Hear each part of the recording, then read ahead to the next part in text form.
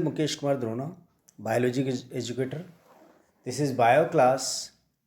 I'm taking a new chapter, 11th biology chapter locomotion और movement, lecture 2 start कर रहे हैं.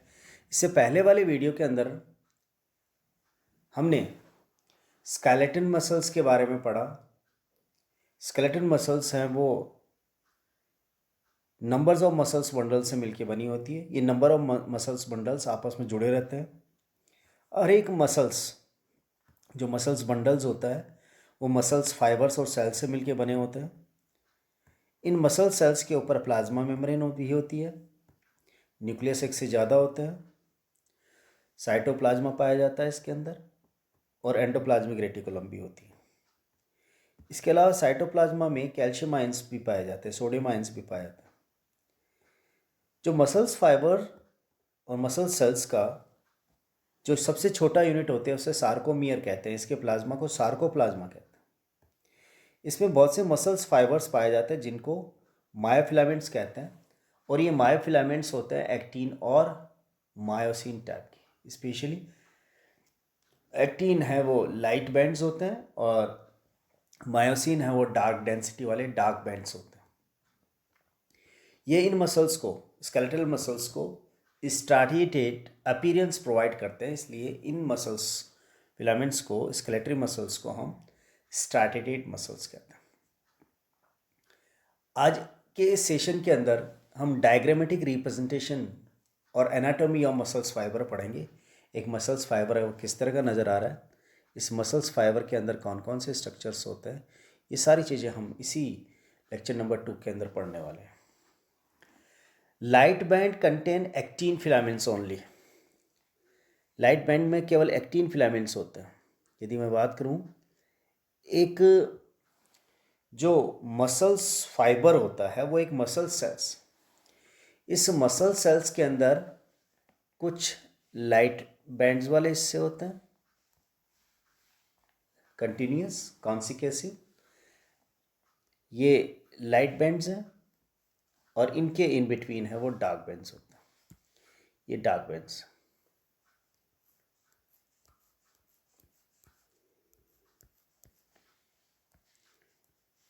ये डार्क बैंड्स पाए जाते हैं. तो हम कह सकते हैं कि लाइट बैंड कंटेन एक्टिन्स. ये लाइट बैंड में केवल एक्टिन्स होते हैं, एक्टिन फिलामेंट्स पाए जाते हैं. एक्टिन का बना होता है, ये थिन फिलामेंट्स हैं और इस रीजन के अंदर ये जो पाए जाते हैं उस रीजन को हम आई बैंड्स कहते हैं. तो आई बैंड में केवल एक्टिन फिलामेंट्स ही पाए जाते हैं.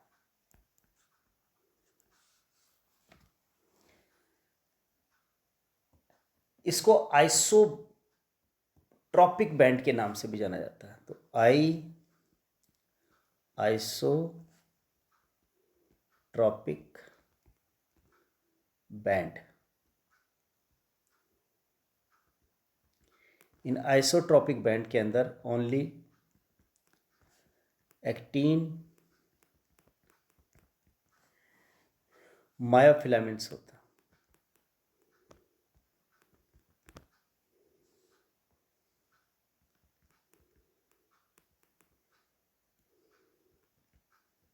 ये कलर में लाइट टाइप की होती है.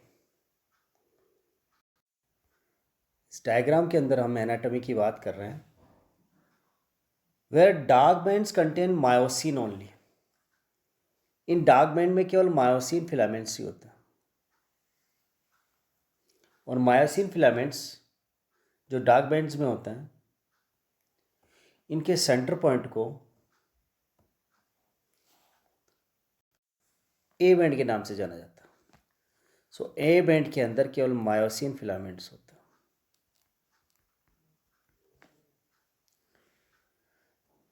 The light bands contain actin and are called I bands, where dark bands contain myosin and are called A bands. A bands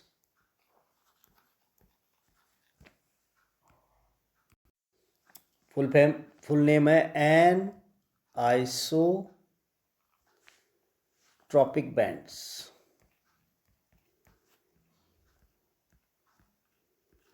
एनआइसोट्रॉपिक band. इस एनआइसोट्रॉपिक बैंड के अंदर मायोसिन फिलामेंट्स होते हैं। ये मायोसिन जो फिलामेंट्स होते हैं ये डार्क बैंड्स होते हैं, हैवी डेंसिटी वाले मायो फिलामेंट्स। आई बैंड के सेंटर पॉइंट पर देखिए अपन, आई बैंड का जो सेंटर पॉइंट होता है वो elastic fibre Z line form में होता है। या आई बैंड की सेंटर लाइन को हम जेड लाइन कहते हैं। तो what is Z line?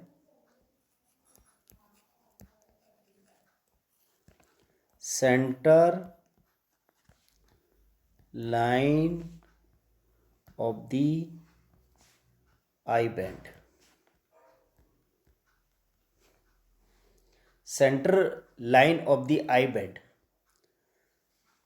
I band की जो सेंटर लाइन है उसको जेड लाइन के फॉर्म में जाना जाता है। मायोसिन फिलामेंट जो ए बैंड में होते हैं वो हेल्ड करते हैं टुगेदर पॉइंट पर, एक मिडल थिन फाइब्रस मेम्ब्रेन्स पर, एक बिल्कुल बीचों बीच एक सेंटर लाइन पर एडजस्ट करते हैं। और इस सेंटर लाइन को कहते हैं यहाँ पर M line. This is called M line. देखिए ए बैंड में मायोसिन फिलामेंट्स होते हैं। ए बैंड के अंदर जो मायोसिन फिलामेंट्स होते हैं उनका एक सेंटर पॉइंट है और इस सेंटर पॉइंट को एम लाइन बोला जाता है। Portion of myofibrils between Z line, दो जेड लाइन, ये एक जेड लाइन, ये दूसरी जेड लाइन, दोनों जेड लाइन्स के इन बिटवीन जो एक यूनिट बन रही है, जैसे मैं कहूँ यहाँ पर इस तरह से अपन, ये एक जेड लाइन हो गई, ये दूसरी जेड लाइन, यहाँ से इस तरह से मिलेगा, this is Z line and this is next Z line. In Z line के बीच की एक हम बात करें तो portion of myofibrils between two Z lines in the functional unit that is in a contraction is called sarcomere। तो दो Z line के बीच में एक जो फंक्शनल यूनिट ऑफ मसल्स बनती है उसको सार्कोमियर कहते हैं। दैट इज कॉल्ड सार्कोमियर, इसको सार्कोमियर कहते हैं। इस जेड लाइन के दोनों तरफ, इस जेड लाइन के दोनों तरफ लाइट फिलामेंट्स होते हैं। लाइट फिलामेंट्स को हम इस तरह से बना लेते हैं, ये लाइट फिलामेंट्स,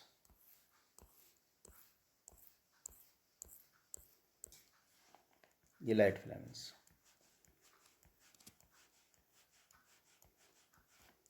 जितनी दूर तक रहते हैं उनको आई बैंड बोला जाता है। This is called I band. और जेड लाइन उसी आई बैंड की बिल्कुल सेंट्रल लाइन होती है। This is I band. और दो जेड लाइन के इन बिटवीन जहाँ तक डार्क बैंड्स रहते हैं, डार्क बैंड्स को हम इंडिकेट कर देते हैं यहाँ पर एक कलर से, ये डार्क बैंड्स। थोड़ा सा इसको थिक कर लेते हैं, ये myosin filaments.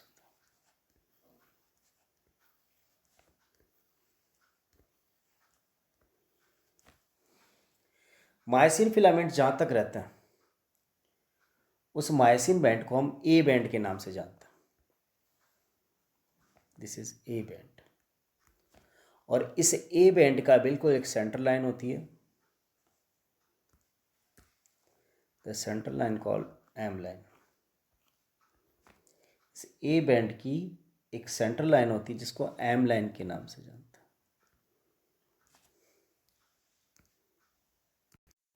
So structure wise देखा जाए तो वापस देखते हैं अपन। Each myofibril has alternate dark and light bands on it which give the striated appearance to the muscles fiber. The light bands contain active filaments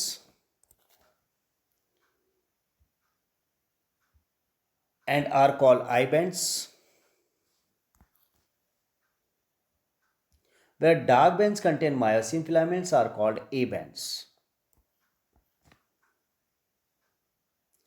In the center of I line, I band का बिल्कुल center point, this is called, in the center of I lines and elastic filaments that is called Z line. I band की center line को Z line के नाम से जाना जाता है, जहाँ पर एक्टिन फिलामेंट्स ही रहते हैं.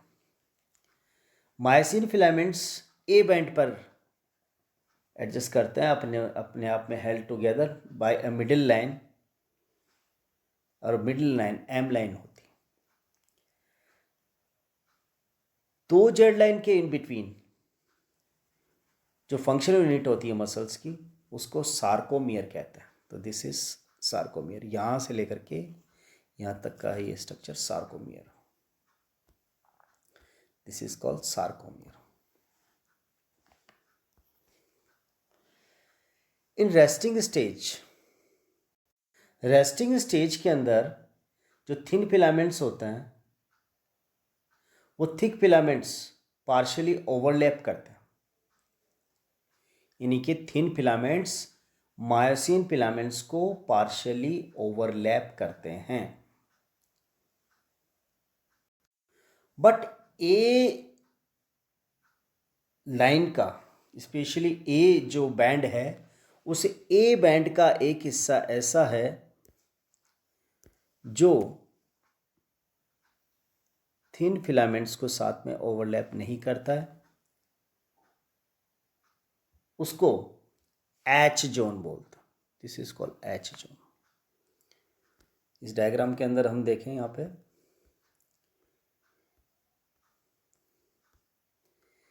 देखिए, आई बैंड ओवरलैप कर रहा है ए बैंड को पूरी तरह से, पार्शियली. ये आई बैंड यहाँ से लेकर यहाँ तक का है, ये आई बैंड यहाँ से लेकर यहाँ तक का है.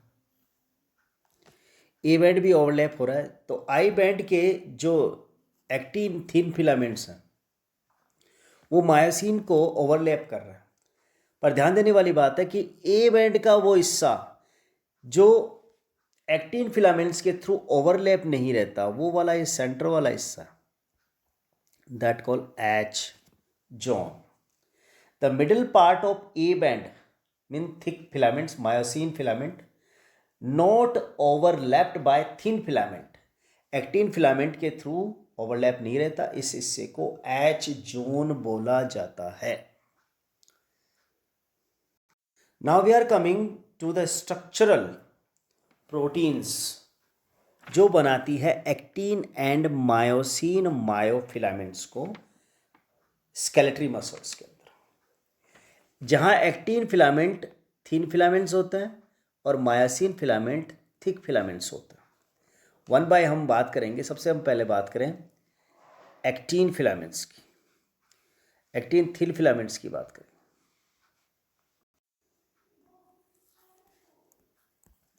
ये एक्टिन जो थिन फिलामेंट है, ये 3 डिफरेंट टाइप की प्रोटीन्स से मिलके बना होता है, जिनमें से एफ एक्टिन, दूसरी ट्रोपोमायोसिन और थर्ड नंबर ट्रोपोनिन. तो each actin filament is made up of different 3 types of proteins, F actin, tropomyosin and troponin. F actin polymer होता है जी ग्लोबुलर प्रोटीन का. ये एफ एक्टिन है, वो पॉलीमर है जी ग्लोबुलर प्रोटीन का. जबकि जो 2 एफ एक्टिन्स हैं वो हेलिकली बाउंड करते हैं एक दूसरे के ऊपर, ट्रोपोमायोसिन के 2 फिलामेंट्स के साथ में, और एफ एक्टिन इनके साथ साथ में पूरी लेंथ के अंदर रन करती है. ट्रोपोनिन एक कॉम्प्लेक्स प्रोटीन है, वो एक रेगुलर इंटरवल्स के बीच में ट्रोपोमायोसिन के इन बिटवीन पाई जाती है. एक रेस्टिंग स्टेज में ट्रोपोनिन सब unit actin binding sites of myosin के साथ में बॉन्डिंग बनाने का काम करती है। सो इस तरह से तीनों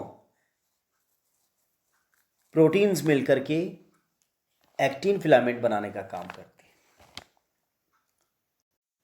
तो एक्टिन फिलामेंट में तीन तरह की प्रोटीन्स होती हैं। एफ एक्टिन है, वो पॉलीमर है जी ग्लोबुलर एक्टिन का, जिसमें दो एफ एक्टिन्स, तो एफ एक्टिन्स, ये एफ एक्टिन्स है, के साथ साथ दो फिलामेंट्स और ट्रोपोमायोसिन, ये ट्रोपोमायोसिन के दो फिलामेंट्स भी रन करते हैं इनके साथ साथ। थोड़े थोड़े गैप पर ट्रोपोनिन पाई जाती है। ये ट्रोपोनिन एक कॉम्प्लेक्स प्रोटीन्स होती हैं जो ट्रोपोमायोसिन के ऊपर ही पाई जाती है। ट्रोपोनिन रेस्टिंग स्टेज के अंदर मायोसिन फिलामेंट के ऊपर एक्टिन बाइंडिंग साइट बनाती है। मायोसिन फिलामेंट के लिए एक्टिन बाइंडिंग साइट बनाने का काम करती है। नेक्स्ट बात करें हम myosin thick filament. This is myosin thick filament. Myosin is a polymer of a protein that's called meromyosin. ये मीरोमाइसिन की पॉलीमर्स होती है। तो this is polymer of मीरोमाइसिन।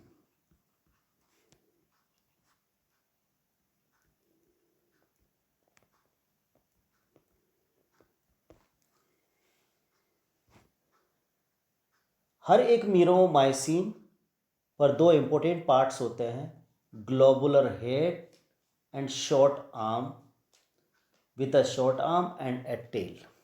This is globular head with a short arm and this is the tail portion.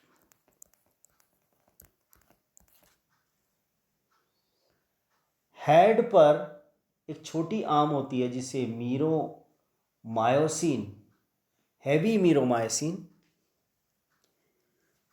और जबकि tell portion के अंदर एक लाइट मीरोमायोसिन आर्म्स होती है।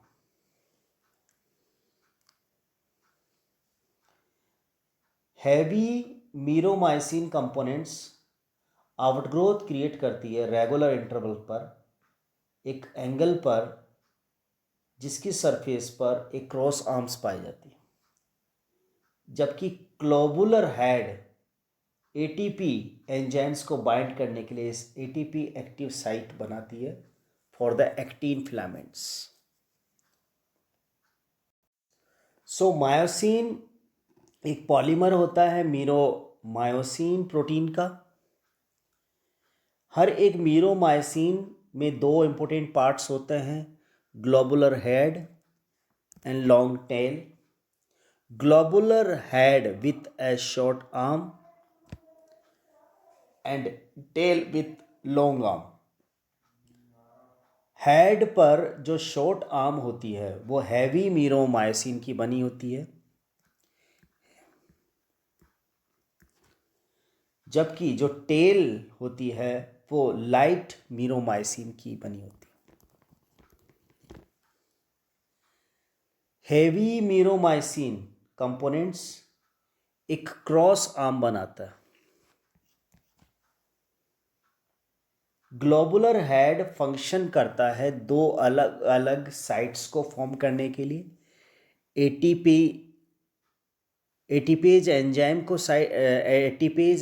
को बाइंड करने वाली साइट, दूसरा एटीपी बाइंडिंग साइट, और तीसरा होता है एक्टिन बाइंडिंग साइट।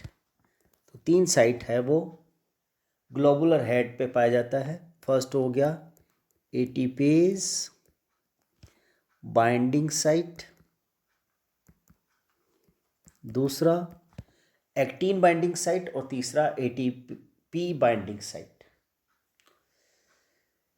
इस प्रकार से दो डिफरेंट टाइप्स के कॉन्ट्रैक्टाइल प्रोटीन्स एक्टिन और मायोसिन पाई जाती है। एक्टिन फिलामेंट थिन होते हैं, वाइट येलो कलर में नज़र आते हैं स्टार्टेड मसल्स, वॉलेंट्री मसल्स में, स्केलेटरी मसल्स में, और मायोसिन फिलामेंट थिक डेंसिटी वाले डार्क कलर में नज़र आने वाले फिलामेंट्स होते हैं।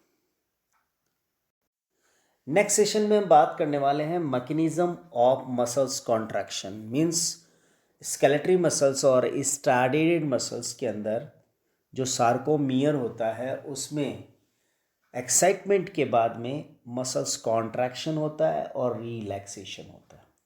कॉन्ट्रैक्शन और रिलैक्सेशन का होना बेसिकली एक क्रॉस ब्रिज फॉर्मेशन की वजह से होता है और इसको हम एक sliding filament theory of the muscles contraction के थ्रू समझ सकते हैं। Take care, bye bye, have a nice day ahead, thank you.